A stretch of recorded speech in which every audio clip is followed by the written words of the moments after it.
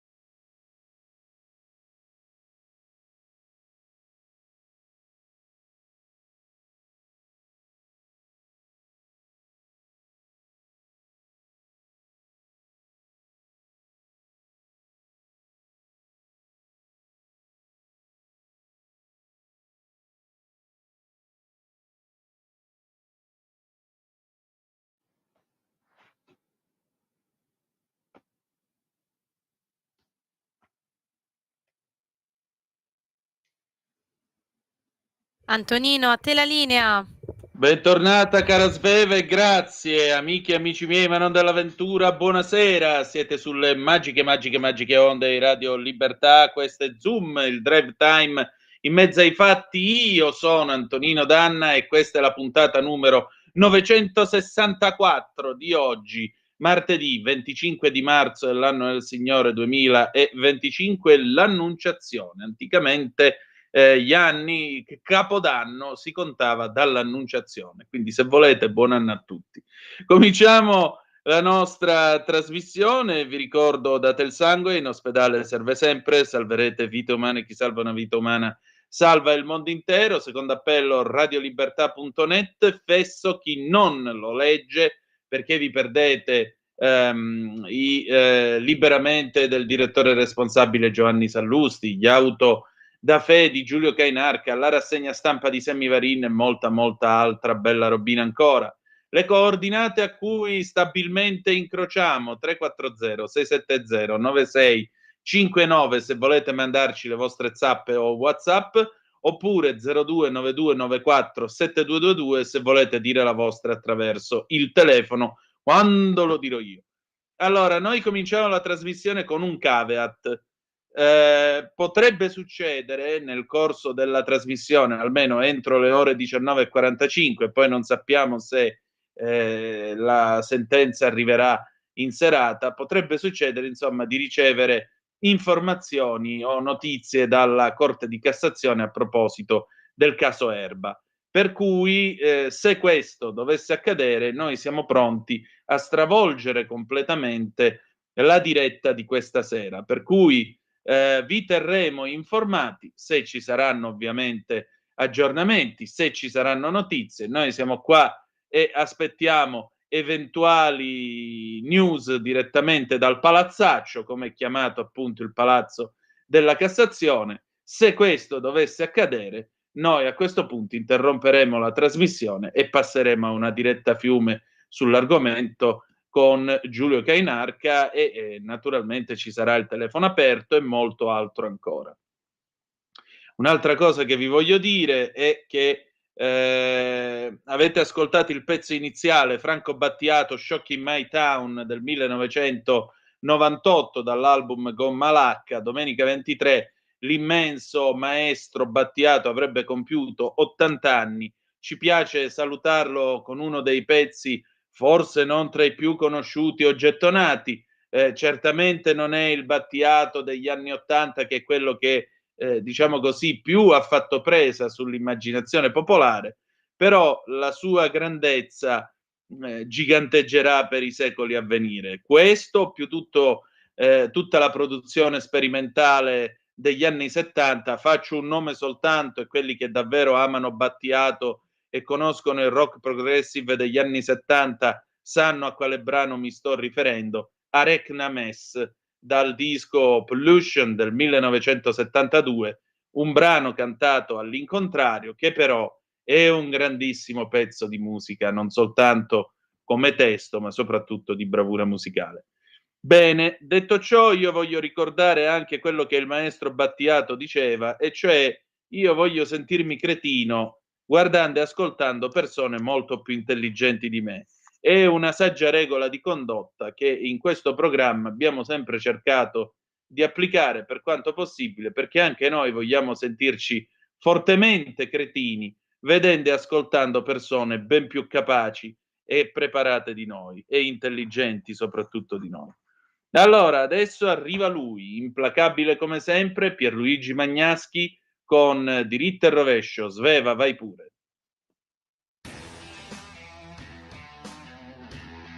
Le due potenze atomiche europee, cioè il Regno Unito e la Francia, cercano di prendere in mano la leadership nella politica di difesa europea dell'Ucraina dopo l'aggressione della Russia. Il premier inglese Keir Starmer, socialista, e il presidente francese Emmanuel Macron, centrista, dicono che sono loro che vogliono assicurare la protezione atomica all'Europa. Ma se Mosca non sgancerà mai un'atomica sui paesi UE è solo perché teme la devastante risposta che riceverebbe dai sommergibili atomici USA, che non si sa dove siano e sono capaci di distruggere l'intera Russia anche dopo che questa fosse riuscita a distruggere gli Stati Uniti. Ecco perché alla UE, per essere sicura, conviene accettare l'aumento della contribuzione alle spese NATO, cioè il 5% del prodotto interno lordo, che oggi chiede Trump. E poi, ma ci vuole molto tempo e tanti mezzi, deve sicuramente rafforzare anche le sue forze armate, però in un quadro istituzionale diverso per sapere chi può governarle. Come sempre puntuale e implacabile Pierluigi Magnaschi con il suo bellissimo Diritto e Rovescio, lo ringraziamo as usual, ma adesso è già pronto un altro implacabile, perché lui sulla scuola non molla mai, e la storia che tra poco vi racconterà stasera, fatelo voi che avete i capelli, io no purtroppo, è davvero da mettersi le mani nei capelli. Andiamo con la sigla del Qui Parlamento e scopriamo chi è. Qui Parlamento. E allora, buonasera all'onorevole Rossano Sasso, ben trovato, come sta? Buonasera, sono in aula a Montecitorio. Bene, allora lei non si può mettere le mani nei capelli, ma immagino l'avrà già fatto nei giorni scorsi. Senta, onorevole, allora, se io le dico il nome di Gaia Righetto, della maestra Gaia Righetto, lei che cosa mi risponde? Innanzitutto, per favore, non chiamate la maestra, perché per essere maestra, oltre a vincere un concorso, a essere comunque nei ruoli definitivamente, anche se ce ne sono tante precarie che meritano di essere chiamate così, in realtà bisogna avere anche una condotta che sia compatibile con la missione educativa, e la signora Gaia Righetto, a mio avviso, con la condotta che ha posto in essere negli ultimi anni, dovrebbe quantomeno guardarsi dal farsi chiamare così. Ovviamente è una mia opinione personale, però perché stiamo parlando di una esponente dei centri sociali, già condannata in primo grado per diffamazione, più volte denunciata e soprattutto più volte sgamata, perdonatemi questo termine, a insultare avversari politici, forze dell'ordine, a incitare all'odio politico, alla violenza, a giustificare la resistenza pubblica ufficiale, che fine ha fine messa. Se poi decidi di entrare a far parte di quello Stato che in realtà poi contesti come antistato, quale è per me un centro sociale, e allora capite che c'è un cortocircuito notevole. Sì, appunto, non si sputa nel piatto in cui si mangia, specialmente se quel piatto è il pane del governo, come viene chiamato, messo in piedi con i soldi delle tasse di tutti i contribuenti, non soltanto di quelli che la pensano come la signora. E, onorevole, vedo che lei ha fatto una segnalazione all'ufficio scolastico regionale del Veneto. Che cosa c'è, diciamo, dopo? Soprattutto lei pone una serie di interrogativi che io trovo abbastanza inquietanti. Ce li vuole dire? Sì, no, ma infatti allora io nella mia ventennale esperienza come educatore, come insegnante, ho avuto tanti colleghi in gamba di sinistra, di destra, ho avuto anche attivisti politici di sinistra che ancora oggi ricordo con affetto. Nessuno di questi si sarebbe mai sognato di avere una condotta o illegale o comunque di non rispettare quello che è il codice di comportamento dei dipendenti pubblici, perché a sinistra, che in questi giorni si stracciano le vesti, gridano la censura del governo, di cattivi che vuole censurare prof, del leghista cattivo che fa le liste di proscrizione, che vuole far perdere posti di lavoro a chi non la pensa come lui, ricordo che esiste un codice di comportamento, appunto, al di là del codice penale con cui la richiesta ha qualche problema, che prevede una condotta che sia esemplare per chi ricopre il ruolo di insegnante. Cioè, se fai l'insegnante non puoi andare sui social a bestemmiare, ad attaccare con insulti il prossimo, a postare video in cui il tuo centro sociale carica la polizia e a scrivere testualmente che hanno fatto fin poco i centri sociali, tutto ovviamente documentato. Adesso i profili della Righetto sono chiusi, sono resi privati, ma ho fatto in tempo a screenshottare tutto quanto e a fare quello che ogni cittadino dovrebbe fare, cioè a segnalarlo alle autorità preposte. Perché io ricordo nel 2018 un'altra maestra che frequentava i centri sociali, che si chiama Lavinia Cassaro, che scese in piazza con una bottiglia di birra in mano a urlare bastardi ai poliziotti. Segnalammo il tutto alle autorità competenti, lei subì un procedimento disciplinare che portò al licenziamento, si oppose, ma il giudice del lavoro diede ragione al Ministero e non a lei. Poi, guarda caso, a casa di questa maestra fu trovato anche qualche chilo di sostanza stupefacente, ma questa è un'altra storia, la storia di una cittadina, non più di un insegnante. Cominciano a essere troppi i casi di docenti che vanno al di là dell'attivismo, vanno al di là della militanza politica, vanno al di là delle idee che sono legittime. Io non censuro le idee, censuro la condotta. Chiaramente la stampa di sinistra oggi si è divertita a beatificare questa insegnante e a mostrificare il sottoscritto dicendo che io sarei contro la libertà di pensiero, ma dire che i poliziotti sono sbirri infami, come ha fatto la Righetto, non sono opinioni, sono insulti. Occupare abusivamente gli immobili nel nome di un non meglio specificato diritto alla casa non sono opinioni, sono atti legali. Ecco, io penso che chi fa quel mestiere lì, e non lo penso solo io, l'ha pensato anche il legislatore una ventina d'anni fa quando ha emanato il codice di comportamento, non può andare in una certa direzione, si deve astenere dall'avere determinate condotte. Che cosa vuole insegnare ai ragazzini di prima media una così. Poi mi si potrà dire ma in classe si comporta bene, ma nel momento in cui fai il docente e la tua vita privata diventa pubblica, anche perché questa qui rilasciava interviste, faceva comizi, portava video di continuo sui social, quindi aveva una dimensione pubblica. E io posso immaginare l'imbarazzo dei genitori nel vedersi una del genere in classe. Non a caso qualcuno l'ha accostato anche a Ilaria Salis, che voglio ricordarlo, 2 giorni prima di essere arrestato in Ungheria era in una classe anche questa come insegnante precaria. E se vuole decidere di fare l'insegnante con Righetti, innanzitutto chieda scusa a tutte le persone alle quali ha mancato di rispetto, poi cancelli i posti in cui insulta le forze dell'ordine e incita la violenza, e dopo, solo dopo, potremmo pensare in qualche modo a non volerla segnalare. Poi non è che decidiamo noi, non è che decide la Lega, decide l'ufficio scolastico regionale se avrà ritenuto opportune queste segnalazioni, in quanto noi pensiamo che lei abbia violato le norme del codice di comportamento, ma la censura è un'altra cosa, la censura è quella che fanno loro nei nostri confronti. Io non posso da parlamentare rivendicare il mio diritto di esprimere un dissenso nei confronti di una persona che ha poco di educanda, che ha poco di insegnante e che ha molto di avanzo di centro sociale. Onorevole, senta, però a questo punto le pongo una domanda. Se io adesso impazzissi e in diretta tirassi un bestemmione da tirar giù tutti i santi del calendario e poi offendessi le forze dell'ordine, il Presidente della Repubblica, lei, Giovanni Sallusti, tutto il personale della radio, quello che vuole, giustamente mi caccerebbero o quantomeno mi sospenderebbero, almeno credo, per 1 settimana e passa. Perché questo non succede nella scuola italiana? Mi perdoni.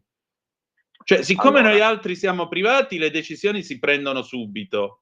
E se però siamo nel pubblico, dobbiamo andare per gradi, valutare. No, esistono le norme, solo che bisogna farle rispettare. Esiste un codice di comportamento che in molti casi ha portato alla sospensione dei docenti che si comportavano in modo tale da violare quelle norme, qualcuno è stato anche licenziato. Il problema è un altro, è che non sempre queste cose vengono segnalate, non sempre i genitori le segnalano, non sempre i dirigenti scolastici le segnalano, si tende sempre a mettere, come dire, la polvere sotto il tappeto. Io ho ricevuto questa segnalazione da alcuni genitori e poiché non volto mai la faccia dall'altra parte, soprattutto in materia di scuola, ho denunciato all'opinione pubblica, si è creato un caso per lesa maestà, perché ovviamente se a parti, come dire, invertite, noi avessimo avuto un insegnante di destra che in qualche modo avesse offeso persone di sinistra, che avesse offeso in maniera reiterata, a quest'ora staremmo parlando di qualcos'altro. Perché quando sei di sinistra ti è consentito tutto, ti è consentito pure di tirare i capelli ad una giornalista che ti fa domande scomode. Romano Prodi ci ha dato un pessimo esempio nelle ultime ore. È sempre tutto consentito quando si è di sinistra, perché poi si gode, come dire, del mainstream, si gode del regime del politicamente corretto, però noi della Lega sinceramente non voltiamo la faccia dall'altra parte e se qualcuno ha sbagliato è giusto che paghi. Non aggiungiamo altro, direi. Onorevole, allora io la ringrazio del suo tempo e ci risentiamo presto. A presto, viva Radio Libertà e buonasera a tutti. Grazie, buonasera a lei. Sigla e poi pausa e ci ritroviamo con le Sister Sledge, We Are Family 1979, a tra poco. Qui Parlamento.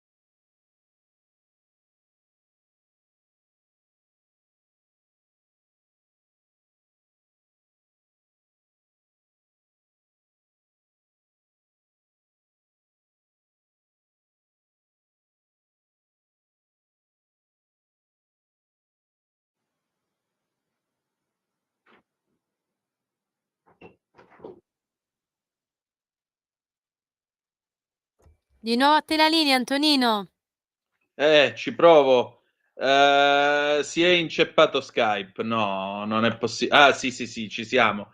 E allora, alle 18, 34 minuti e 26 secondi, in questo momento, Antonino Danna al microfono con voi. Grazie, Sveva, per avermi passato la linea. Avete ascoltato le Sister Sledge con We Are Family, anno di grazia 1979. E noi di famiglia parliamo, per la precisione. Ne parliamo con il professor Francesco Pira, sociologo, che torna nostro gradito ospite stasera perché ha scritto un nuovo libro, e in questo libro parla dell'intelligenza artificiale, parla anche della tecnologia, parla quindi delle sfide rappresentate da tutto ciò e soprattutto dalla società digitale.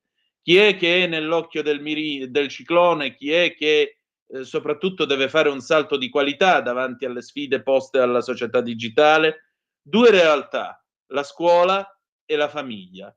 Sono cambiate, cambieranno ancora? Quali sono i rischi? Che cosa può succedere? Soprattutto, dove vanno i nostri figli quando ci sembrano di là in camera, ma in realtà con quel terminale che è lo smartphone si collegano al mondo? Beh, l'ho chiesto al professor Pira, state a sentire che cosa ci siamo detti. Sveva, vai pure.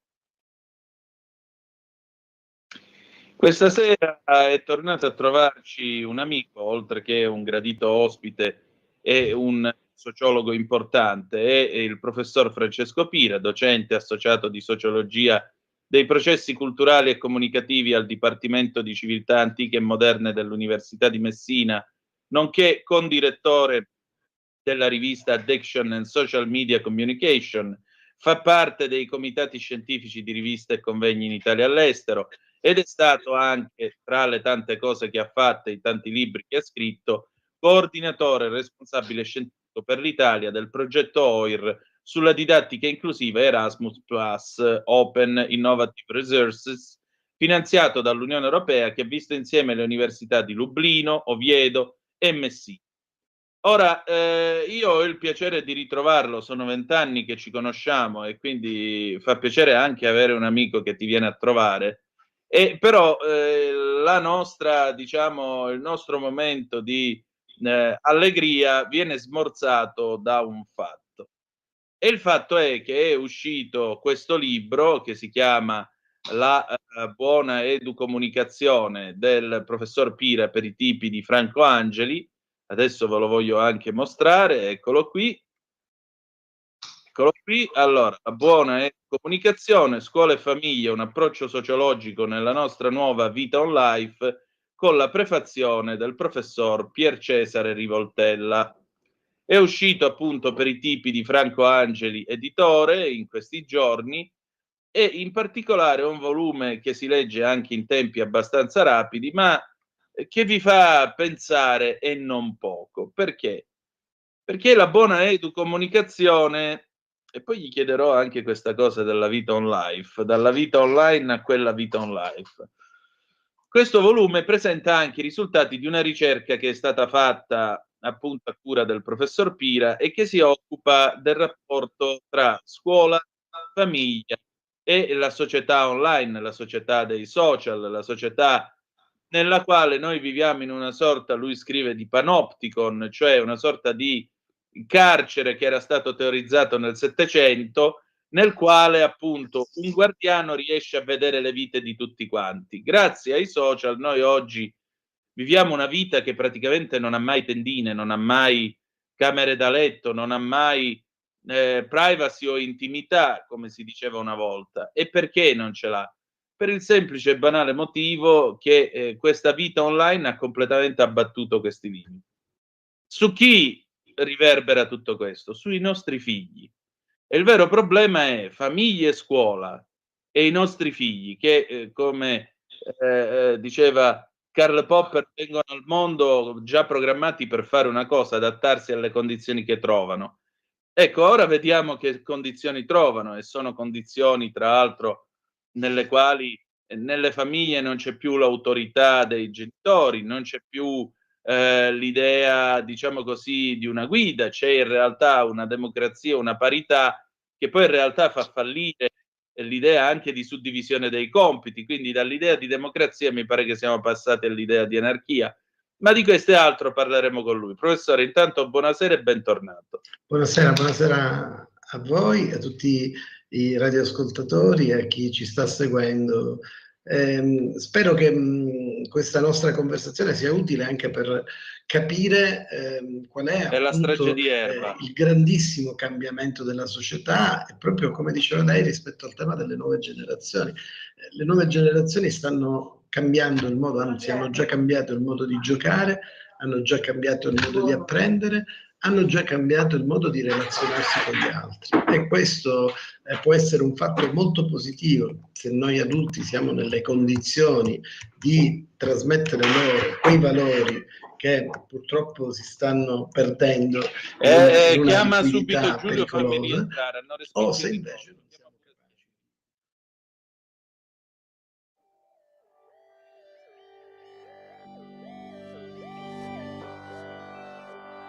Che cosa?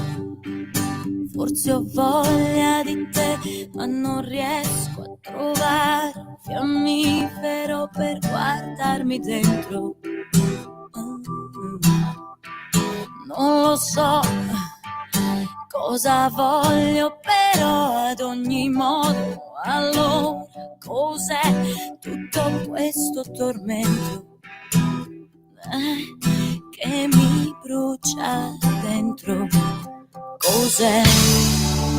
Che cosa?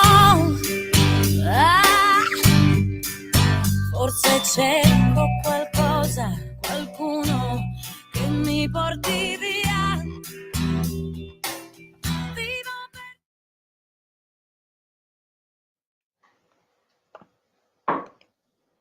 Antonino, ti ridò la linea. Sì, grazie. Allora, interrompiamo il faccia a faccia e poi lo recupereremo venerdì con calma, perché la Cassazione ha respinto il ricorso appunto per il riesame inerente il caso Erba. Quindi non ci sarà per il momento alcun riesame della vicenda di Rosa e Olindo. Adesso tra poco dovremmo essere al telefono, tra poco avremo al telefono Giulio Cainarca che naturalmente commenterà la cosa e in particolare scusate, e in particolare appunto ci sarà anche l'avvocato Schembri. Stiamo aspettando di entrare in comunicazione con loro. Noi abbiamo qui il Corriere della Sera che ha battuto la notizia pochi momenti fa, per cui a maggior ragione abbiamo bloccato immediatamente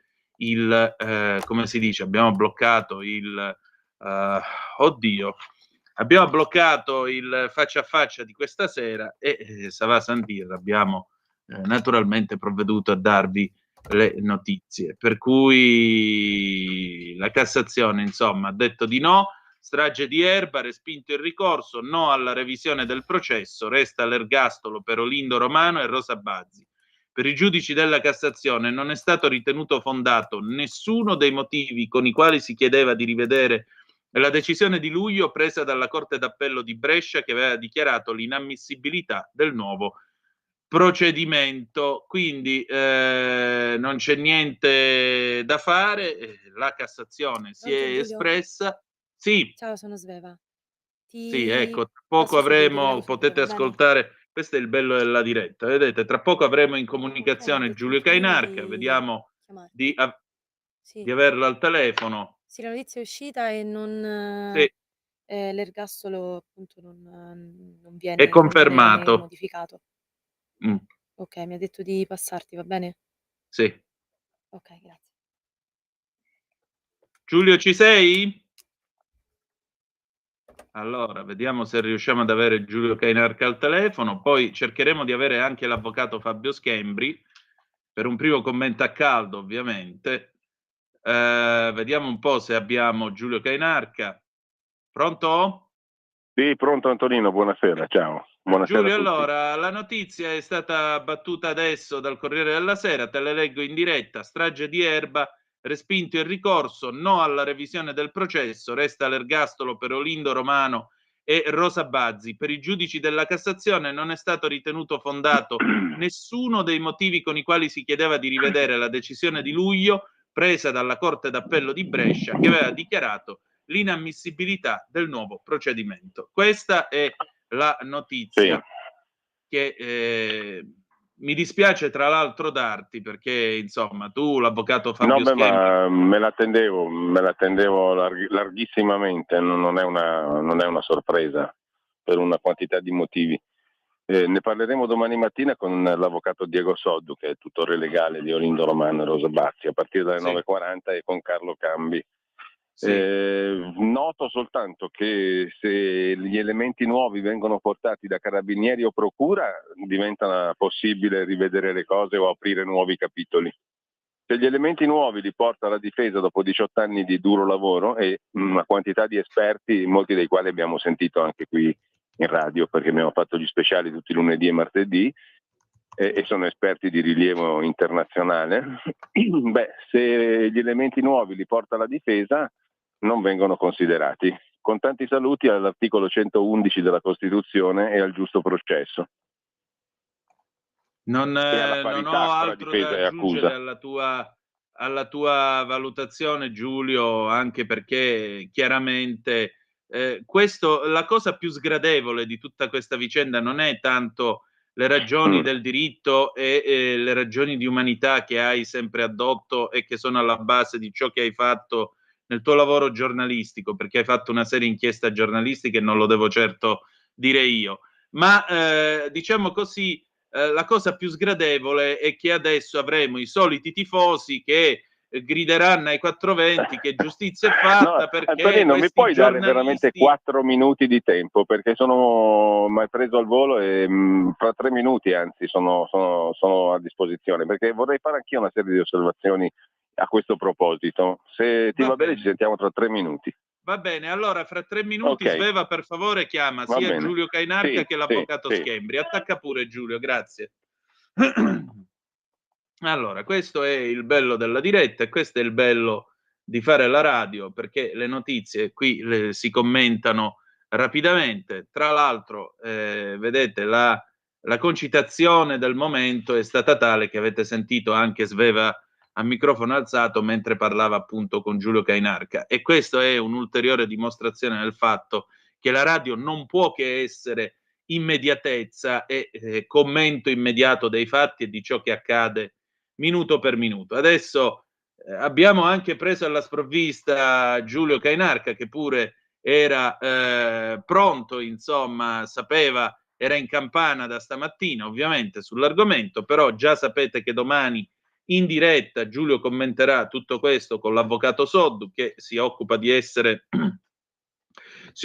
difendere Olindo Romano, e in particolare ci sarà anche Carlo Cambi, quindi non esitate a sintonizzarvi domattina. Però da questo momento il telefono è aperto allo 02 92 94 7222, anzi meglio ancora mandateci i vostri WhatsApp al 340 670 9659, perché chiaramente vogliamo sentire i vostri commenti, vogliamo sentire che cosa ne pensate.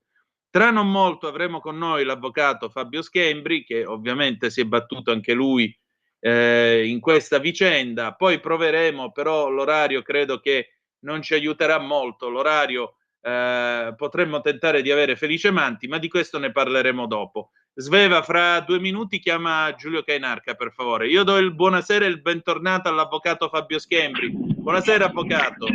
Buonasera. Allora, potrei sentire poco perché sono in treno, però buonasera a tutti. Buonasera avvocato, purtroppo la notizia appunto è stata data in questi minuti dal Corriere della Sera. La Cassazione ha respinto il ricorso, no alla revisione del processo, resta l'ergastolo per Olindo Romano e Rosa Bazzi. I giudici della Suprema Corte hanno scritto la pagina finale del processo. Non è stato ritenuto fondato nessuno dei motivi coi quali si chiedeva di rivedere la decisione di luglio presa dalla Corte d'Appello di Brescia, che aveva dichiarato l'inammissibilità del nuovo procedimento. Avvocato, così a caldo, cosa ci può dire? A caldo si può dire molto poco, cioè si può dire che c'è una profonda amarezza, avevamo ottime ragioni, noi immaginavamo magari che potessero annullarla, ecco, quella sentenza. Così non è stato, c'è molta amarezza da parte nostra, quindi si può dire ben poco, ecco. Oppure si può aggiungere, non lo so, che di questi due Rosalindo, tutto sommato alla giustizia non interessa più di tanto, quindi sono delle considerazioni a caldo che uno fa, poi leggeremo la motivazione, naturalmente le sentenze si rispettano. Questa sentenza della Corte di Cassazione la critico se un provvedimento corretto sarebbe stato un annullamento per il processo, quindi vedremo, adesso leggeremo. Molto bene. Senta, avvocato, noi a momenti dovremmo riavere in diretta Giulio Cainarca. Giulio Cainarca, così a botta calda. Ci sono. Eccoti Giulio. C'è l'avvocato Fabio Schembri. Lascio a te direttamente le tue considerazioni.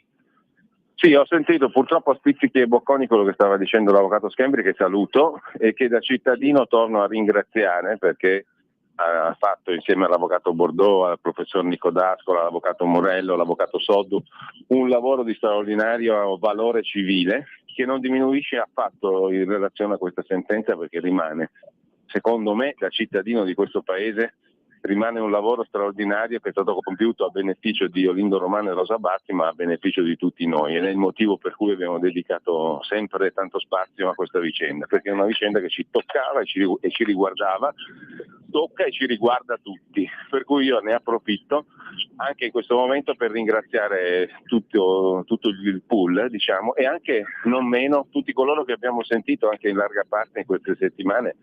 Li ho citati soltanto prima, alcuni dei consulenti straordinari che hanno prestato come gli avvocati la loro opera gratuitamente per fini di verità e di giustizia. A mio modesto avviso, avvocato Schembri, non viene meno una delle ragioni che avrebbero reso legittimo una riapertura del processo, perché i fatti sono fatti e non vengono cancellati dalle parole. Noi ci aspettavamo che un processo si celebrasse anche in virtù dei fatti nuovi, poi lei dal punto di vista giuridico l'ha spiegata benissimo questa cosa. Io non so come si faccia, diciamo così, a chiudere questo capitolo in questo modo, perché norme alla mano mi pare di aver capito, pure a me che non sono un giurista, che quando tu inizi un procedimento come era iniziato dalla Corte d'Appello di Brescia devi assumere gli elementi di prova, e qui di elementi di prova e soprattutto nuovi, con carattere di novità, ce n'erano molti, moltissimi. E non possono essere cancellati da una sentenza, mi spiace, io ho rispetto, come diceva lei, delle sentenze, però ho maggior rispetto della verità. Sì, ecco, grazie innanzitutto. Cosa devo dire? Posso dire soltanto che c'è amarezza, perché avevamo ottimi motivi che avrebbero... È chiaro che sono delle sentenze queste, una sentenza di rigetto che insomma dà un colpo, occorre un minimo di tempo per psicologicamente, cioè, insomma, psicologicamente significa se uno si determinate cose in virtù delle regole in vigore e delle norme in vigore, si aspetta che andasse in un modo e in realtà è andato in un altro modo, cioè un processo non c'è stato e le prove non sono state assunte, e quindi c'è scoramento, c'è molto scoramento, è un grande senso di impotenza, perché poi certe volte gli uomini, gli avvocati evidentemente possono fare ben poco, no? Poi diciamo il rispetto delle regole e delle norme è così tanto altalenante per alcuni, quindi non lo so, Olindo Rosa poi tutto sommato sta bene un po' a tutti, insomma, evidentemente c'è poco interesse, non dico non tanto del pubblica, perché quell'interesse c'è per i due, ma di parte anche della stampa, insomma, Sì. voler descrivere i fatti per come non sono andati, ecco. No, quindi diciamo come se si facesse pressione, io stamattina notavo alla decisione dei giudici, ecco, anche questo, sotto il versante lasciamo tutto così com'è, no? Questo posso dire, commento veramente a caldo, ma in questi frangenti c'è poco da dire, ci sarebbe molto da fare, ecco, e solo vedremo quello che un avvocato può fare. Ecco, quanto tempo ci vorrà, avvocato, per le motivazioni? Una Primo, e trentina secondo, di giorni. e seconda cosa si può fare adesso? Quello che si può fare un ricorso alla Corte europea, però questo si dovranno leggere le motivazioni.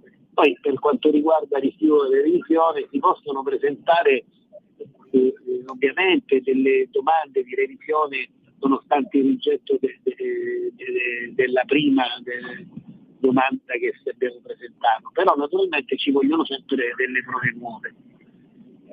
Dico, siccome noi non eravamo andati a Brescia a mani vuote, però avevamo tutta una serie di elementi nuovi che non sono stati assunti, e quindi questo è quello che ci spaventa più di tutti, perché insomma, gli elementi nuovi ne avevamo il conto, insomma. Però vediamo che cosa adesso, diciamo, lo scoramento porta a fare dei cattivi pensieri, no? E poi si ragionerà su e si vedrà che cosa si potrà fare, insomma, no? Questo insomma è in questo momento il mio pensiero, ecco. Adesso vedremo.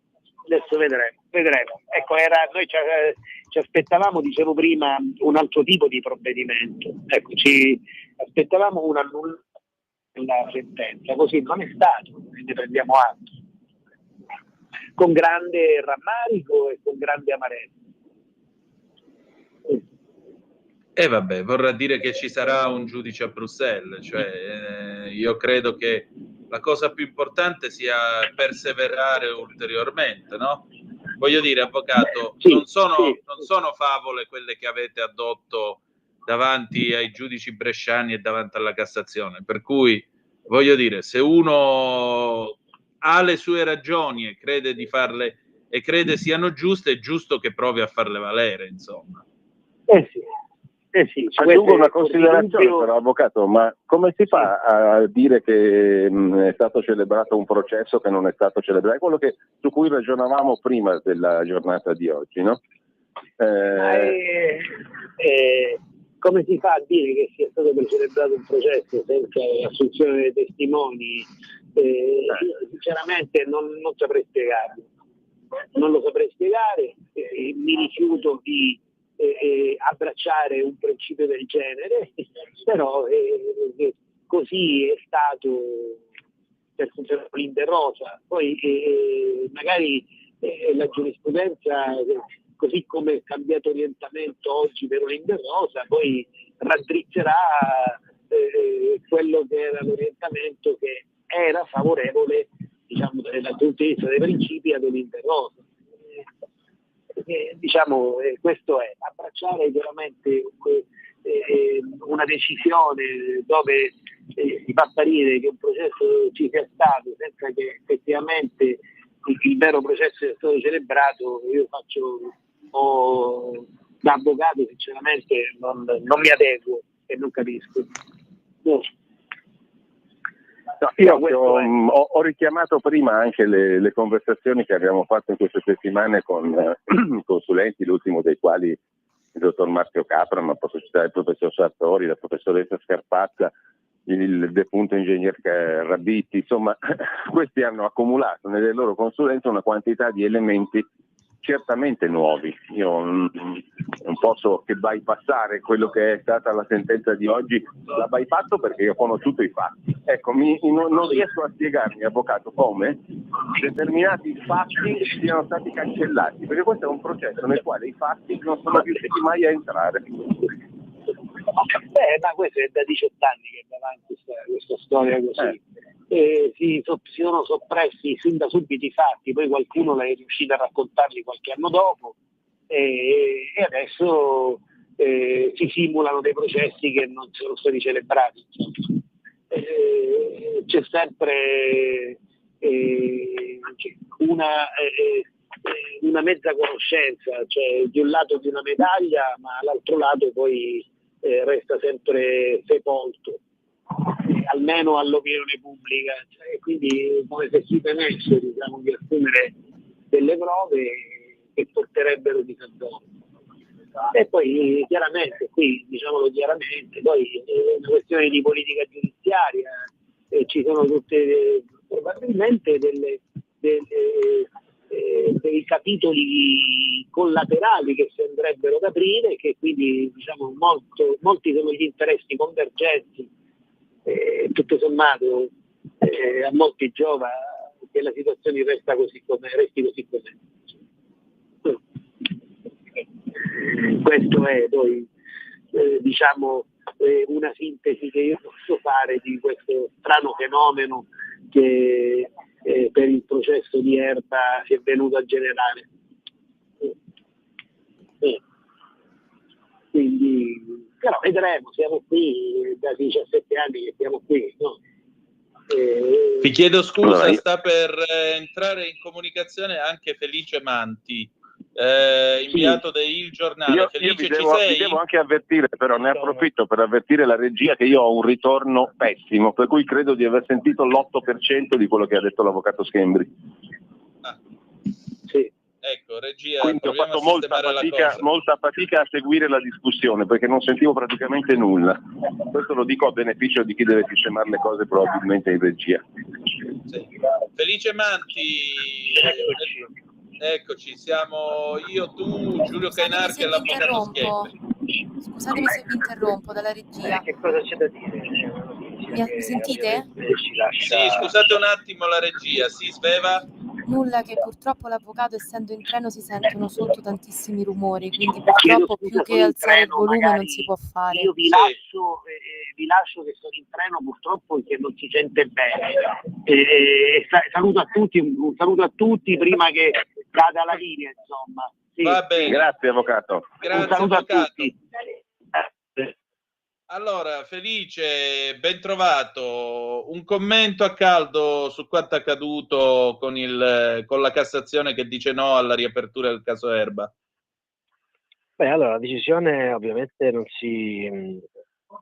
io francamente me l'aspettavo per come era nata la vicenda, non tanto per la debolezza degli elementi sopportati a sostenere la difesa, quanto perché ovviamente a distanza di 18 anni a riaprire questo capitolo, nonostante le numerose aporie, sarebbe stato un colpo, una mazzata molto forte all'intero sistema giudiziario, per cui in questo modo il sistema si autotutela a scapito di due persone che sono molto probabilmente innocenti, e ci dà una spiegazione illogica a una mattanza in cui troppe cose non tornano e in cui probabilmente ci sono delle responsabilità che non verranno forse mai più dimostrate. La giustizia perde una grande occasione per dimostrare di essere capace di autoemendarsi.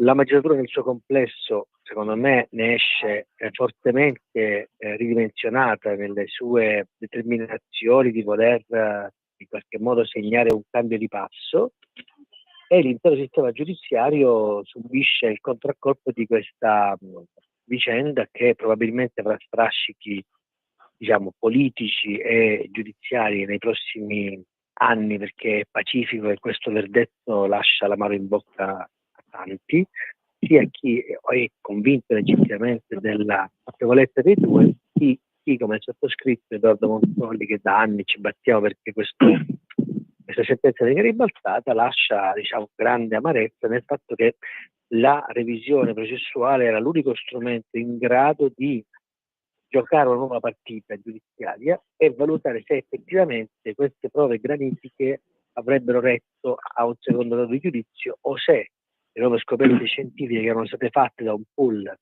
di scienziati le avrebbero diciamo, messe alla prova, e non si è voluto giocare una partita convinti che comunque fosse andata si sarebbe vinta, e questo ovviamente con i secoli in mano non si possono fare i processi, ma lascia il grande dubbio che su questa vicenda si sia voluto mettere per la fine senza andare fino in fondo e senza cercare la verità.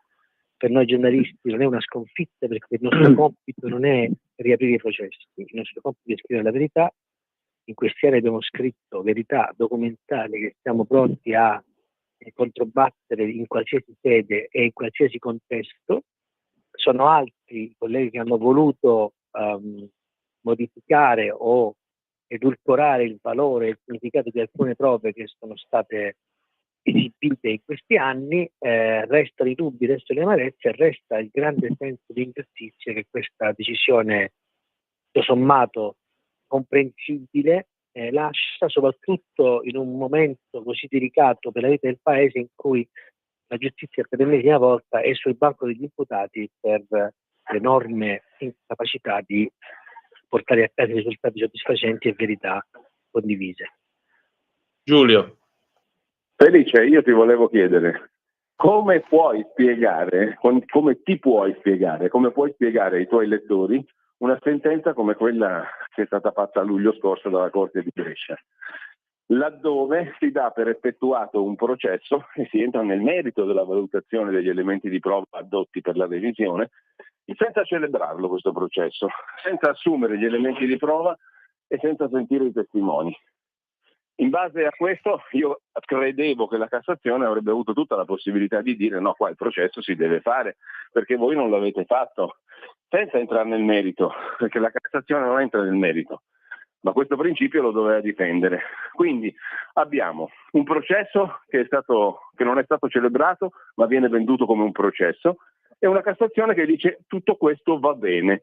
Io mi domando che fine fa l'articolo 111 della Costituzione, il giusto processo, la parità tra difesa e accusa, e sarei molto curioso di sapere cosa ne pensano i nostri colleghi giornalisti, perché venerdì c'è anche un bell'incontro organizzato dall'Ordine dei giornalisti, il sindacato, un corso di formazione professionale dedicato a questo tema, il giusto processo e le regole deontologiche della nostra professione, che in questo caso sono state non calpestate, ma calpestatissime dalla grandissima maggioranza di costoro, che però sono pronti a celebrare questa sentenza in un incontro deontologicamente rilevante per la nostra categoria. Io trovo tutto questo un abominio, una cosa mostruosa, non so come la vedi tu.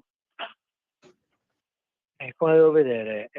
La vedo come la vittoria di una verità processuale che è stata confezionata prima ancora del processo, irrobustita da trasmissioni televisive e articoli a senso unico, che hanno ignorato tutti gli elementi di prova che noi abbiamo portato all'attenzione della Repubblica e che oggi sono di fatto nella disponibilità della maggioranza dell'opinione pubblica, che si è voluta fare un'idea su questa vicenda grazie appunto alle inchieste delle Iene e all'inchiesta della trasmissione di Discovery Tutta la Verità.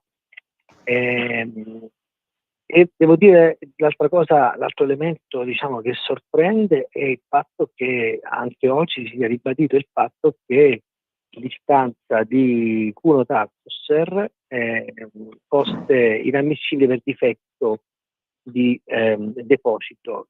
Questa è un'altra delle grandi stranezze, per non dire vergogne, di questa sentenza, perché fondamentalmente con questa decisione si chiude la possibilità che un successivo procuratore possa presentare di sua sponte una richiesta di revisione senza concordarla con il capo, come se il potere diffuso dei magistrati fosse subordinabile.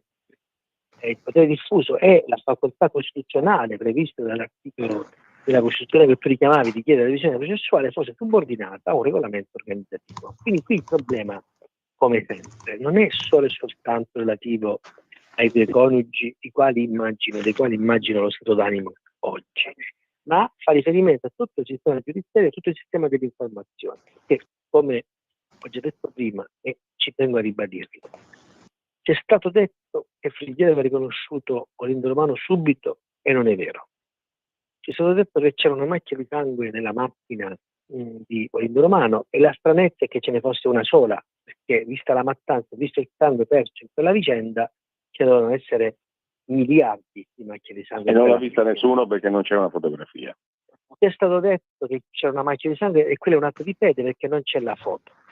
Ci è stato detto che le confessioni erano perfettamente sovrapponibili e perfettamente aderenti alle ricostruzioni scientifiche, e anche questa circostanza non è vera, perché le perizie dei RIS uno le va a leggere e anziché fare come atto di fede, come è stato fatto per la foto, si capisce che Frigerio non può essere stato colpito dove dice di essere stato colpito, cioè davanti alla porta, ma è stato colpito sulla rampa di scale.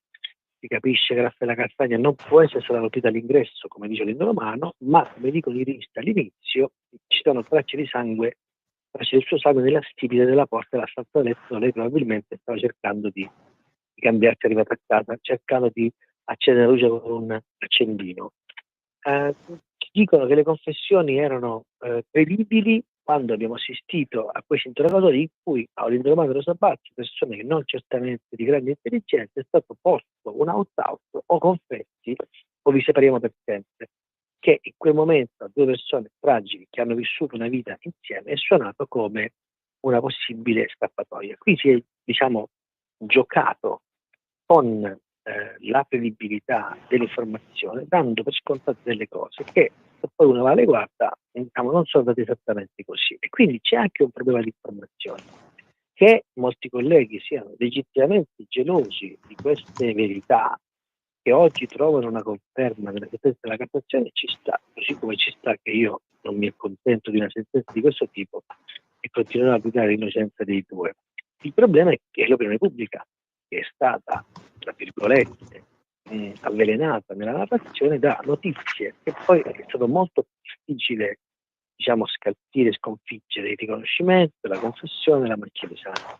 Questo per dire che purtroppo noi giornalisti abbiamo ancora una grande responsabilità rispetto alla comunicazione di vicende di cronaca giudiziaria. Lo dimostra la nuova mostrificazione del ragazzo Sempio indagato alla procura di Pavia per l'omicidio di Piera Gambirati, e ovviamente viene passato per i giornali. L'omicidio di Chiara Poggi, scusa. Sì, di Chiara Poggi, scusa, non Piera Gambirati, di Chiara Poggi, che ovviamente viene passato sui giornali come se fosse lui il vero colpevole, quando siamo all'inizio delle indagini e quando tutto è ancora possibile. E la stessa cosa è avvenuta allora, quando i due sono stati, confezionati come perfetti colpevoli dopo un'indagine partita malissimo, in cui c'era detto che il ministro della giustizia con l'indulto aveva fatto uscire un'assassino che aveva sterminato una famiglia, e quindi la vicenda è diventata persino politica. Insomma, una vicenda in cui anche l'informazione giornalistica ne esce malissimo. Io te lo dico, non ho votato alle elezioni per il rinnovo dell'ordine dei giornalisti, né ho intenzione di farlo nei prossimi giorni per il ballottaggio che ci sarà, perché valuto di prendere alcune decisioni nei prossimi mesi. Queste sono vicende personali di cui poi che alle storie non interessano, però che questa vicenda a me personalmente mi interroga e mi lascia sconcertato. Altri oggi festeggeranno, apriranno bottiglie di champagne, ragioneranno sul fatto che alla fine bisogna prendere le sentenze per quelle che sono e accontentarsi.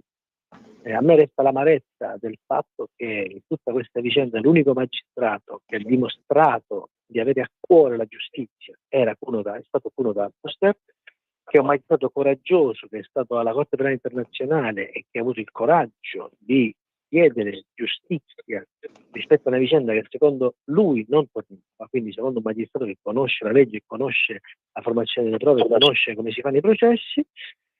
E la differenza tra questa vicenda e per esempio quella di Carlascolo si vede dal fatto che a Pavia la procura, di fronte a delle prove biologiche, ha chiesto degli esami, ha chiesto di rivedere una condanna, Como la stessa procura, a fronte di prove biologiche che ancora oggi sarebbero eventualmente analizzabili se si volesse veramente la verità su questa vicenda, chiede che queste prove vengano distrutte, e altre, come sappiamo, sono state distrutte nonostante la Cassazione chiedesse di preservarle. Quindi questo è un processo in cui le prove sono a dir poco claudicanti, altre prove che potevano stagionare i Comici sono state distrutte, altre prove che potrebbero dire la verità, eventualmente incastrare Olidomando e Sabazzi, non vengono analizzate. Siamo di fronte a una verità dimezzata che ha l'imprinting della Cassazione, il pollo finale della giustizia italiana, ma per me, ripeto, non tanto professionalmente, ma quanto, come dire, personalmente e umanamente, io questa la trovo una delle peggiori sconfitte che la giustizia potesse infliggere a se stessa, e dimostra ancora una volta la necessità che questo sistema di giustizia venga radicalmente estirpato, visto che è ancora ostaggio di correnti, di pressioni e di un sistema che preferisce una verità di comodo a una verità che poteva farlo saltare in aria legittimamente. Giulio, proviamo No, io a dico solo tirare che le somme, come- anche perché credo che Felice come stava... cittadino, Sì. come cittadino io provo orrore per questa decisione, così come ho provato orrore per la decisione della Corte d'Appello di Brescia, perché significa semplicemente che in un processo che non è stato fatto, ma che si è fatto finta che fosse stato fatto, non entrano i fatti acclarati, chiari, indiscutibili, dei quali si doveva discutere appunto, ma in una sede processuale. Quindi che in Italia si certifichi che si può fare un processo senza fare un processo, escludendo i fatti e evitando di confrontarsi su di essi, distruggendo, come ricordava Felice, ciò che poteva condurre ad altri elementi di prova, perché ce ne sono tantissimi già nelle cose che sono emerse e che sono state portate all'attenzione della Corte di Brescia. C'erano tantissimi fatti ed elementi nuovi, tanti altri sono stati distrutti, tanti altri elementi di prova sono stati distrutti, ma che tutto questo possa ricevere l'avallo della Suprema Corte di Cassazione a me fa orrore come cittadino, non tanto per il discorso delle tifoserie che facevi tu ovviamente, perché io ho sempre visto questa vicenda come una cartina di tornasole della nostra civiltà politica, giuridica, ma civiltà tout court, senza aggiungere altri aggettivi. E questa sentenza mi fa orrore e mi fa anche un po' paura, perché vuol dire che domani può ricapitare di nuovo tutto questo. E noto, come dicevo prima, che un conto è se un elemento lo mette in campo un elemento nuovo la procura o i carabinieri. Un altro conto è se lo fanno illustri scienziati o gli avvocati difensori. Dove va a finire la parità tra accusa e difesa, il giusto processo, la Costituzione? Sotto i piedi, dentro a una latrina, permettimi, perché questo è stato buttato in quel posto lì, diciamo, tutti questi principi e tutte queste bellissime norme che ci siamo costruiti sulla carta, ma che non vengono fatte valere, o vengono fatte valere a intermittenza. Questo qui era un caso clamoroso, era una cartina di tornasole gigantesca, e che sia stata calpestata in questo modo a me sinceramente mi fa orrore e mi fa anche paura. Mi fanno schifo i colleghi giornalisti che hanno agito nel modo in cui hanno agito, evitando di raccontare i fatti. Questo mi fa schifo. Un attimo, perché abbiamo avuto un piccolo problema col telefono, Giulio. Adesso recuperiamo Felice e tra poco lo avremo di nuovo in diretta con noi. Per le prossime trasmissioni continuo a ribadire che quando parli tu io ti sento benissimo, quando parla un altro ospite al telefono non sento quasi nulla. Ah, ok, non d'accordo. ho sentito quasi niente di quello che ha detto Felice. Ecco, evidentemente c'è un problema tecnico che cercheremo di risolvere. Sì. Senti, io però mi associo a quello che hai detto tu, insomma, come cittadino, anche come cittadino e direi anche come giornalista, perché francamente io credo che da questa vicenda non ne esca bene la nostra categoria. Non si può avere paura dei fatti, Antonino, i fatti vanno raccontati e vanno affrontati. Cioè, il giornalista non può avere paura dei fatti, ma nemmeno il giudice. In questo c'è un punto di contatto tra le due categorie. Ecco di nuovo Felice Manti. Felice. Sì, non so di cosa abbiate parlato, ma insomma l'amarezza è tanta e quindi immagino che sia condivisa anche da Giulio. Io mi pongo un'altra domanda. Che cosa serve ancora a questo paese per comprendere che così come diciamo, la giustizia non funziona? Com'è possibile che di fronte a una richiesta di revisione motivata si faccia un'udienza tecnica senza entrare nel merito delle prove e poi la Cassazione, che dovrebbe giudicare la forma, diciamo, sorvola su questo aspetto e difende una sentenza, a mio modesto parere, indifendibile? Quando è che la politica capirà che se difende, che si fa da garantista solo con Berlusconi o con Dell'Utri o con la Meloni, non va da nessuna parte, che sono questi i veri banchi di prova di chi ha a cuore veramente la giustizia? Io questo mi domando. Che fine ha fatto Radio Radicale? Cosa fanno i radicali di fronte a una palese giustizia come questa? Tacciono perché non ci sono potenti all'altare. E questo è un altro problema che di cui mi piacerebbe discutere, ci fosse la volontà, ovviamente con chi di questo problema dovrebbe farsi carico. Giulio. Da quello che ho intuito che ha detto Felice, credo di concordare completamente. Qua c'è un altro grande assente, la politica, che dovrebbe rappresentare gli interessi dei cittadini, quei cittadini di cui facciamo parte tutti noi, per cui mi sono detto schifato da questa sentenza come cittadino, e la politica è stata latitante, assente, muta, clamorosamente muta, ma per 18 anni, diciamo, salvo qualche sortita iniziale fatta per far brutte figure, perché quando la politica è intervenuta all'inizio ha preso dei granchi clamorosi e omettiamo questo fatto. Quando invece è diventata una questione di interesse collettivo, la politica è stata zitta. Un pessimo esempio di mala politica è stato esercitato anche in relazione a questo fatto, che doveva essere un fatto clamoroso per tutti, ma proprio come diceva, credo, Felice poco fa, era una cartina di tornasole di civiltà per tutti, punto e basta. Questo era. Ce la siamo fatti sfuggire, benissimo. Se la sono fatti sfuggire, e noi come categoria però abbiamo una colpa enorme, Felice, perché qua se c'è da fare qualcosa di deontologico va fatto nella direzione opposta rispetto a quello che faranno venerdì quelli dell'ordine e del sindacato, perché lì saranno a celebrare la giustizia della falsità, cioè il trionfo della falsità, che non è il mestiere del giornalista, mi spiace, il mestiere del giornalista è guardare i fatti, raccontarli e cercare di interpretarli, così deve fare anche il giudice. Non mi pare che si possa, diciamo, celebrare come un modello di deontologia il racconto che è stato fatto su questa vicenda, e credo che invece verrà fatto proprio questo in questo corso di giornalismo di cui parlavo prima. È un motivo in più per pensare seriamente di lasciarla quella baracca lì, ordine, sindacato, eccetera, perché non servono. Quando capovolgono i fatti e omettono di raccontare i fatti, non servono più quelle cose lì, quegli organismi. Felice. Ma infatti, diciamo, la questione è anche e soprattutto questa: nel momento in cui l'ordine dei giornalisti, il sindacato dei cronisti, anche se sono, diciamo, cose, come dire, interne alla categoria, sono di interesse anche delle persone che ci ascoltano, prendono per buona una verità giudiziaria così e ne fanno come dire, un esempio di buona informazione, di buona giustizia. È chiaro che qui siamo di fronte a una categoria che mi sembra, diciamo, prigioniera di una specie di sindrome di Norimberga, no? Come se non riuscisse in alcun modo a liberarsi da questo abbraccio mortale con la magistratura. È come se il giornalismo investigativo non fosse altro che una sorta di giornalismo notarile di verità restituite dalle procure, su cui non si può discutere, ma che devono essere prese come se fossero dei dogmi, no?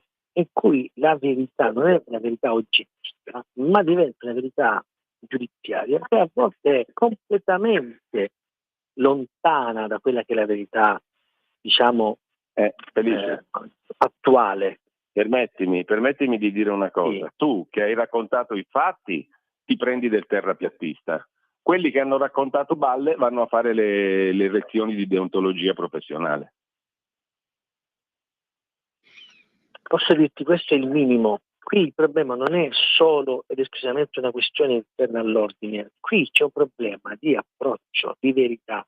Certo. Cioè, c'è un giornalismo che è ormai consolidato e che è la stragrande maggioranza del giornalismo sedicente giudiziario, che prende la verità giudiziaria, la fa diventare verità giornalistica e da quella verità non intende discostarsi minimamente. Quando ci sono i cortocircuiti, come nel caso di Garlaschi, in cui c'è una verità da sentenza per dire che Garlaschi è colpevole e un'altra verità della procura che dice che Fazio è colpevole è esempio. Quindi qui c'è un cortocircuito tra chi ha sempre sostenuto legittimamente l'innocenza di Stasi e chi invece ne ha sostenuto la colpevolezza, ma non su aspetti meramente fideistici, no? Che non si può ragionare in termini fideistici, no? Qui invece si ragiona in termini dogmatici, come se quelle fossero il tavolo della legge e non ci fosse margine per discutere. E guarda che il fatto che alcuni colleghi si siano inerticati in elucubrazioni, in ragionamenti e in supposizioni al limite dell'inverosimile solo per sostenere una verità giudiziaria così debole, la dice lunga su la nostra, di giornalisti, capacità di affrontare le cose con la giusta serenità. Si può essere in disaccordo su una prova, e per me quella prova è valida, per me quella prova non è valida, ma non esiste che quella prova non possa essere messa in discussione. Parliamo di ayatollah del giornalismo giudiziario, non parliamo di giornalismo di diritto di critica o di senso critico che ogni giornalista dovrebbe essere lasciato come facoltà. Però, ripeto, evidentemente questo paese, questa giustizia e questo giornalismo si sono voluti salvaguardare vicendevolmente, non hanno avuto le palle per dire abbiamo sbagliato, abbiamo commesso un errore, magari ci avranno tra 10 anni, quando il clima politico sarà diverso, quando alcuni personaggi ci saranno più, e tra 10 anni saremo qui a parlare di un altro caso Zucchetto. Io non lo so, me lo auguro per le persone che in questo momento, a mio modesto parere, sono innocenti e stanno scontando una pena ingiusta, perché poi alla fine è sempre solo questo.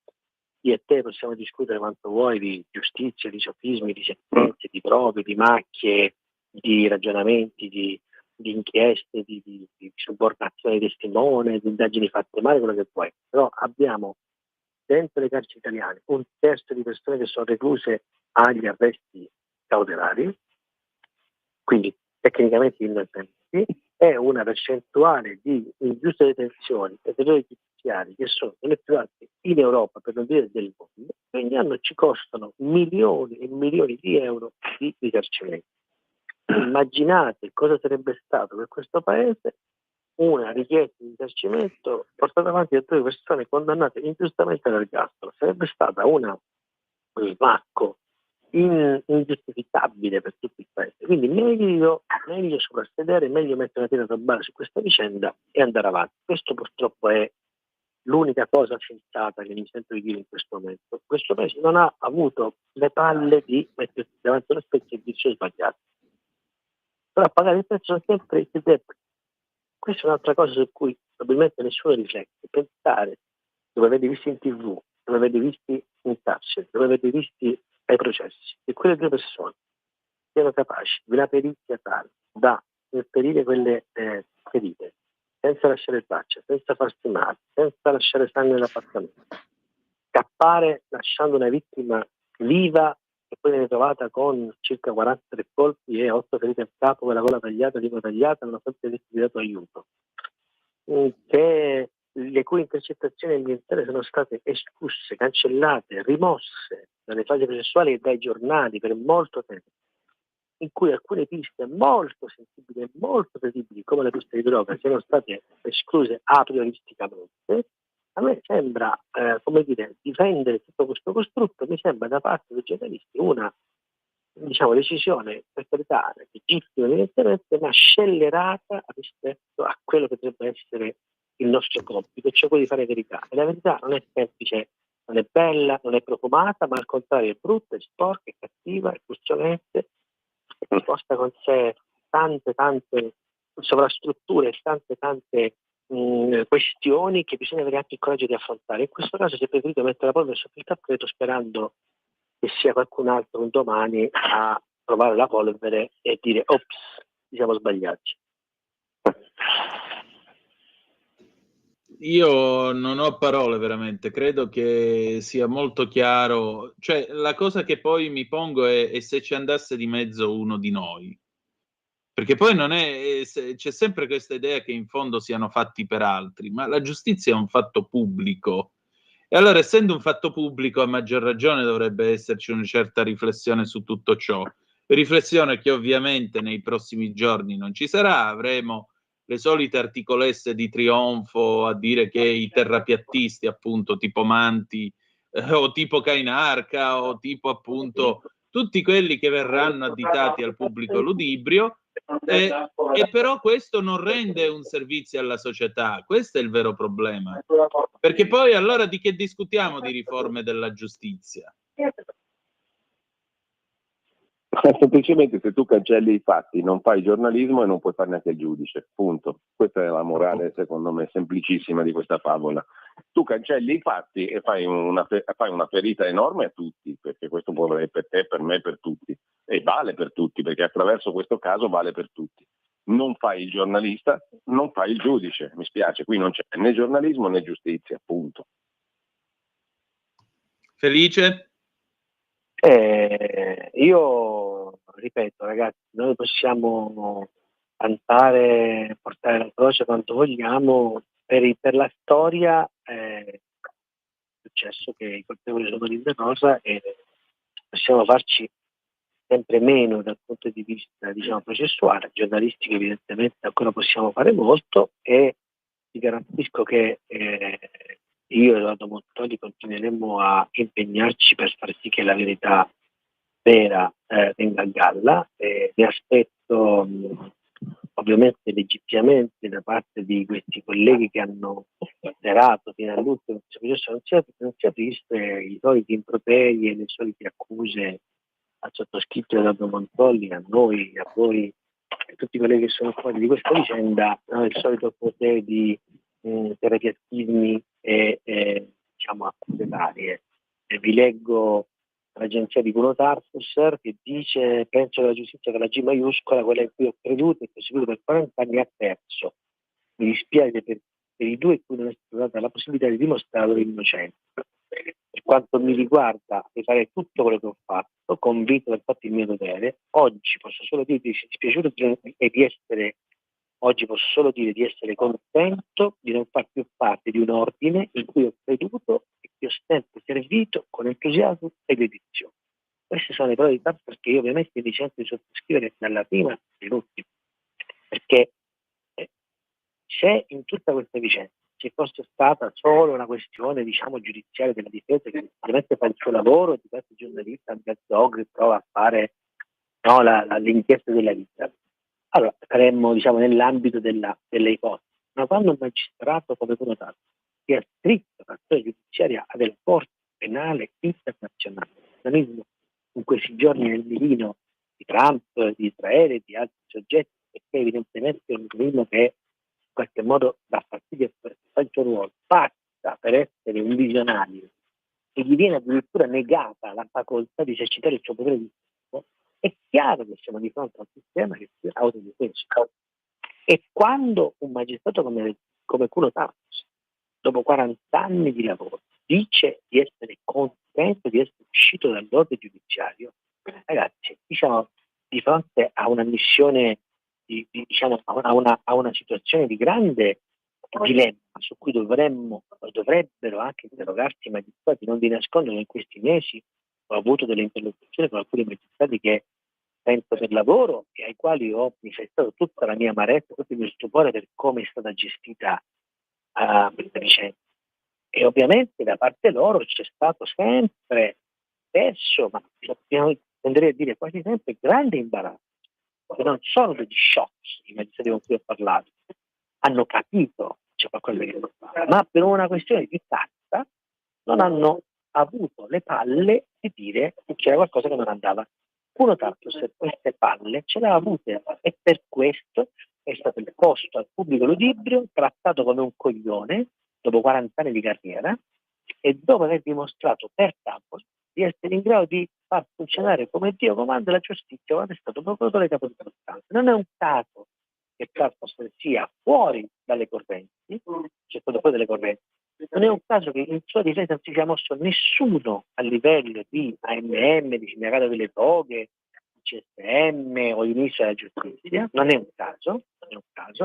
E mi azzardo a dire che non è un caso che proprio Tarfus, che negli anni, a metà degli anni 2000, prima di andare alla Corte Penale Internazionale, accarezzava l'idea di partecipare alla riforma della giustizia, il governo sia stato portato fuori dal sistema Italia e mandato alla Corte Penale Internazionale, promoveatur, proprio perché rappresentava il problema, cioè l'uomo controcorrente che dimostra che la giustizia si può riformare. Io non vorrei che alla fine gli abbiano fatto pagare questa colpa.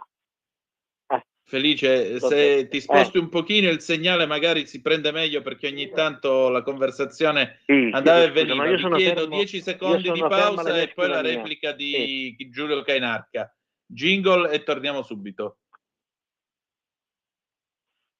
È ascoltabile anche con la televisione in digitale. Sul telecomando della televisione digitale o del tuo ricevitore digitale puoi scegliere se vedere la TV o ascoltare la radio. Risintonizza i canali radio e troverai anche Radio Libertà, canale 252.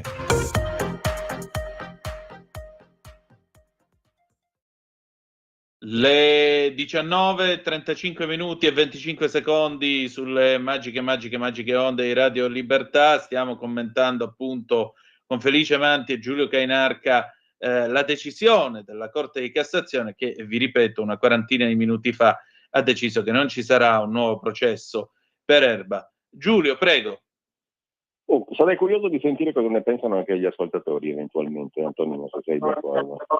Va bene, allora dobbiamo congedare Felice e chiedere perché dobbiamo liberare una linea e a quel punto possiamo aprire le telefonate allo 0292947222, anche perché Felice stava scrivendo, tra l'altro. Perché sì, nessun problema, tanto quello che avevo da dire l'ho detto. Vi ringrazio per lo spazio e per la disponibilità e ci aggiorniamo in questi giorni, non molliamo, io non mollo. Felice, permettimi di dirti una cosa, grazie per il tuo lavoro, il lavoro di Edoardo Montolli, perché siete stati i primi a raccontare questa storia per come andava raccontata. Ecco, io mi associo a questi ringraziamenti. Tra l'altro, mentre voi due parlavate, abbiamo provato a sentire Edoardo Montolli, solo che lui era in mezzo al traffico, quindi ha detto intervistate Felice perché io non posso rispondervi. Però sappiate che abbiamo cercato anche di avere anche lui in questa conversazione e quindi il ringraziamento è doppio, se mi posso permettere. Va bene, riporterò Edoardo la vostra solidarietà che in questo momento ci ripaga di questa amarezza, di questa fase. Grazie. Grazie a te. Giulio. Buon proseguimento. Grazie. Allora, Giulio. No, io sono entrato in questa storia, Antonino, grazie al libro Il Grande Abbaglio, proprio in quel 2007/2008. E sulla base di quel libro poi ho fatto esattamente come ha fatto il dottor Tarfus. Mi sono letto gli atti, mi sono ascoltato gli audio, mi sono sentito gli interrogatori, cioè tutto quel materiale processuale. E loro hanno fatto esattamente quello, hanno raccontato cose che non aveva raccontato nessuno. Io continuo a domandarmi una cosa, perché in questa vicenda non si è voluto esaminare i fatti e arrivare alla verità? Mi domando cosa si voglia proteggere, perché al di là del fatto che uno non vuole ammettere il proprio errore, qua ci sono troppe cose che non quadrano, e le prove bruciate, e i testimoni non ascoltati, e i fatti che non devono entrare a processo, sono oggettivamente cose che non quadrano. E io continuo a domandarmi perché, soprattutto in relazione al fatto che questi due protagonisti di questa vicenda sono assolutamente incapaci di compiere una strage. Questo lo capisce anche un bambino dell'asilo e mi fatico, questo lo ha notato acutamente un magistrato esperto, come giustamente mi pare avesse detto poco fa Felice Manti, come Tarfusser, il quale ha notato una cosa molto semplice da magistrato. Ha detto: ma voi vi rendete conto che questi due scesi da Marte sono stati interrogati da 4 pubblici ministeri, 2 ufficiali di polizia giudiziaria, senza un avvocato difensore, perché il loro avvocato difensore d'ufficio se ne sta muto per tutti gli interrogatori, non dice nulla se non adottare la linea della procura. Quindi il dottor Tarpusser giustamente diceva, ma qui qualunque persona normale, non dico un magistrato, avrebbe capito di avere di fronte 2 sprovveduti. E per quello lui ha formulato nella sua richiesta di revisione del processo un'ipotesi molto grave, quella di falsità in atti o in giudizio, come a dire, non era pensabile che gli inquirenti non sapessero chi avevano di fronte, ma se lo sapevano vuol dire che non potevano, diciamo, comportarsi come si sono comportati, cioè in chiave accusatoria. È chiaro questo? Poi è una vicenda nella quale esistono carabinieri che fanno verbali non firmano verbali dicendo di aver partecipato a operazioni che hanno fatto. Un carabiniere che reperta la traccia ematica che sarà fondamentale per accusare Olindo, e poi non si capisce perché Rosa, poi oltretutto, no? Perché il signor Frigerio casomai vede Olindo, ma lo vede solo dopo suggerimento costante, continuo, forte di un inquirente. Però prima dice non è di qui, non l'ho mai visto, è uno straniero. Non l'ho mai visto prima, sconosciuto. Giulio, scusami se ti interrompo. Sì. Ci sono 2 radioascoltatori che sono in attesa, quando vuoi. Allora li passiamo subito, perché queste cose le abbiamo raccontate 100 volte. Quello che mi Pronto, domando chi io è è là? questo. Il dottor Tarpusser fa un riferimento a un'ipotesi molto grave, falsità in atti o in giudizio, tutta da provare. Ma se uno mette in fila tutti gli elementi, questa cosa è un'ipotesi ben più che inquietante. Allora, la prima telefonata, pronto, chi è là? Sono Gianni da Genova, un saluto a te Antonino, soprattutto al caro Giulio. Ciao Giulio, ciao Gianni, scusami. E naturalmente è finita come purtroppo dimostra il paese irrecuperabile che siamo. È una cosa scandalosa che fa male, perché sono stati colpiti 2 persone semplici innocenti e la politica, la Lega in primis, non hanno fatto assolutamente niente. E la Simonetta Mattone, che è stata procuratrice dei tribunali dei minori, aveva detto a suo tempo che aveva letto le carte che sono colpevoli al 100%. E il Presidente della Repubblica Italiana cosa dice? Il Presidente del Consiglio Superiore? Quello che pontifica a destra manca, meteorologo, è il generale dell'esercito, parla di democrazia, Occidente, qui e là. Ecco. Sono veramente schifato, perché 2 persone innocenti, semplici, che potrebbero essere ognuno di noi, e giornalisti, per fortuna che ci sono, come Edoardo Montolli, Felice Manti, ma sono perle rare, diciamo, Giulio Cainarca, per dire, no? Sono perle rarissime che sono sbeffeggiate, non sono quasi manco conosciute probabilmente, però naturalmente il caro Nuzzi e compagnia cantante saranno ben felici. Giustizia è fatta, siamo un paese irrecuperabile e definitivamente rovinato. Punto a capo, sono deluso, non so manco me. Guarda, sono un cazzato Grazie nero. Gianni. Grazie Gianni, seconda Poi telefonata, sentiamo pronto, l'altra chi è là? telefonata, poi torniamo sulla politica. Pronto? Sì, pronto? Sì. Pronto? Ciao Manzoni. Ciao, esatto, ho indovinato. Allora, a me fa ridere il corso di aggiornamento obbligatorio per i giornalisti. Mi piacerebbe sapere se uno non partecipa, cosa fanno? Lo radiano, e se uno va lì e dice per favore questo corso di aggiornamento è una merita Fantozzi stronzata, cosa succede? Ecco, ciao, fatemi sapere, ciao. Giulio. Perché è una questione secondaria, se mi permetti, ma la questione politica per me c'è tutta, adesso al di là di nomi e cognomi, qua c'è stato il silenzio della politica, come abbiamo notato prima, ma questa qui era una questione essenzialmente politica, ma per tutti i motivi che abbiamo inanellato in questi mesi, anni di racconto e che stavo dicendo prima. Per questa è una questione che riguarda tutti, per questo è politica, non riguarda Olindo Romano e Rosa Pazzi, sono 2 cittadini qualunque, e anzi sotto la media del qualunque, che si rappresentano tutti in questo senso, e questa era una questione essenzialmente politica. Però la politica è stata zitta perché si interessa purtroppo solo delle questioni che hanno un rilievo, diciamo così, mediatico diverso, che non riguardano cittadini comuni, ma persone già sotto la ribalta mediatica o appunto politica o per altri motivi. Questa invece era una questione totalmente politica, proprio perché non riguardava personalità illustri della politica, dell'economia, della famose socialmente, la gintoneria, tutte queste belle fesserie qua. Riguardava due persone comunissime. E la politica è stata zitta. Per me non è questione di individuare colpevoli singoli, ma tutti lo sono stati. E io da cittadino ne sono orripilato da questo comportamento politico in senso lato, proprio senza dare appunto addosso all'uno all'altro. Ma guarda, Poi io mi ritrovo nella tua analisi, Tonino, aggiungerei che anche si faccia un corso professionale sul giusto processo con il procuratore che ha detto no, il procuratore capo il presidente del tribunale di Como che ha rigettato tutti i fatti, il giornalista che non ha raccontato i fatti. Questo mi sembra e il luogotenente Gallorini, che è quello che ha mentito in tribunale, perché è andato a dire che lui non ha mai fatto il nome di Olindo quando ha interrogato il signor Pricerio. Invece glielo fa 9 volte e gli fa capire che l'indagato è quello lì, è solo quello lì.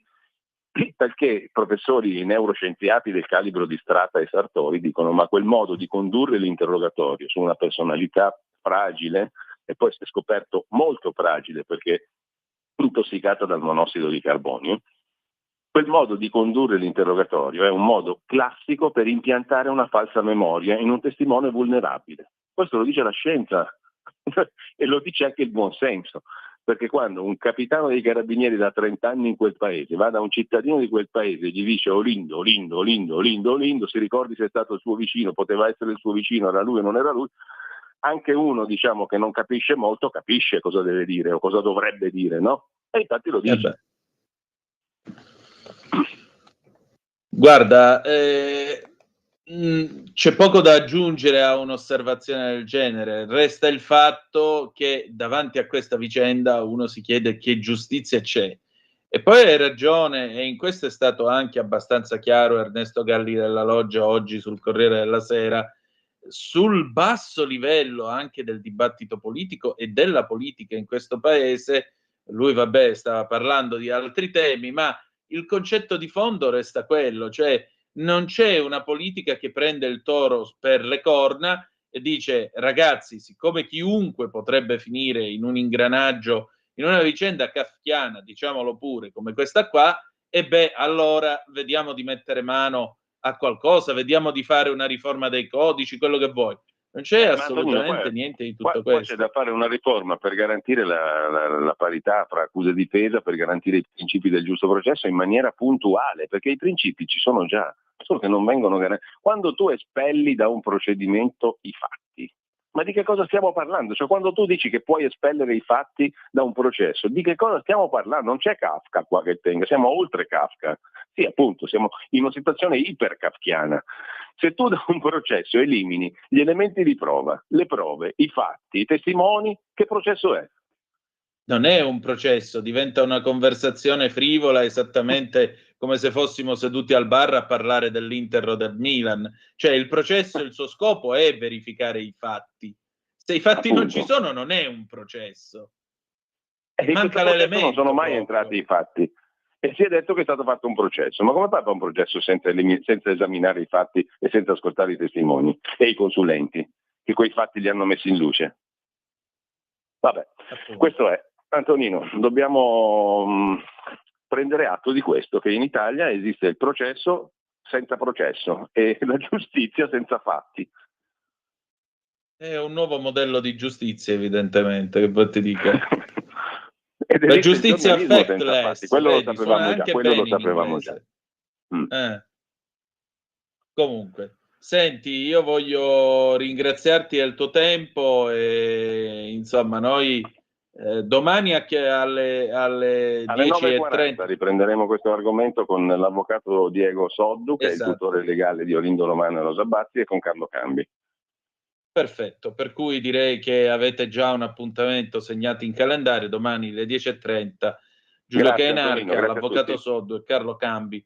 Direi che avrete modo e maniera di approfondire ulteriormente questa vicenda. Giulio, io ti ringrazio del tuo tempo. Grazie a tutti. Abbiamo cercato di fare la nostra parte di informazione e speriamo di esserci riusciti tutt'al più.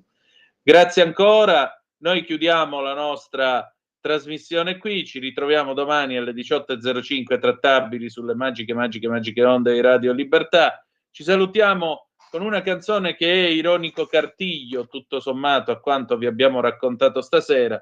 Peppino Di Capri, Champagne del 1973. Champagne, chiudiamola qua e ricordate che the best is yet to come, ma stasera ci credo un po' di meno. Vi ha parlato Antonino Danna, buonasera. Avete ascoltato Zoom, il drive time in mezzo ai fatti.